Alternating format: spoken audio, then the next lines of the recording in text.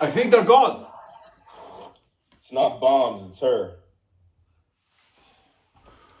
How envious I am of that volcano. If I don't have a smoke in an hour or two, I'm going to go crazy.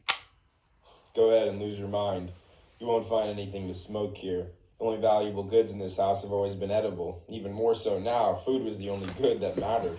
If we weren't all together, no one would eat. What held us together was unity, the bond between us, and love. Those were different times.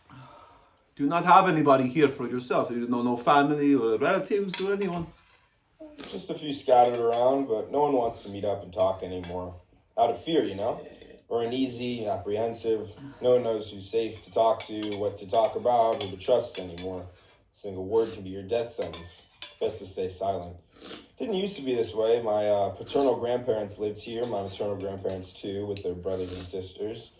And then the children, grandchildren, the cousins, whatever little I had, I'd give it to you if you needed it, and you'd give it to me. Mutual exchange. You see what I mean? Those relationships were real, alive, but it's not just the war that broke them. It was poverty and all those promises. For me, that one promise was always enough, that I could plant a seed in the soil, and that promise never failed me. But apparently there's no room for everyone, no space to nurture everyone's promises. And so off to France, Germany, America they went. Brooklyn. You know about Brooklyn? Actually, I do. That is the last place I photographed in America.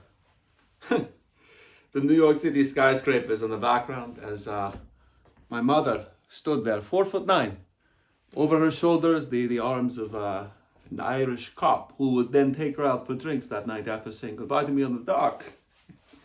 Oh, she was so worried about me that night. No. First, she wanted to make sure for myself that I would get my paperwork done, but at the same time, she prayed for an obstruction of some kind, so that I could avoid being sent off to yet another war. Well, in the end, I decided to get on that boat, and she stayed back with my sister. How long has it been since you last saw her? Far too long for a mother to bear. How'd you end up in America? What were you looking for?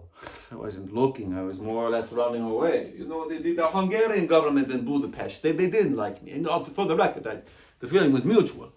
The Hungarian government refused to acknowledge whether or not I was Hungarian. And in turn, I refused to acknowledge my nationality, as I didn't want to be associated with anyone that was ruled by Hitler.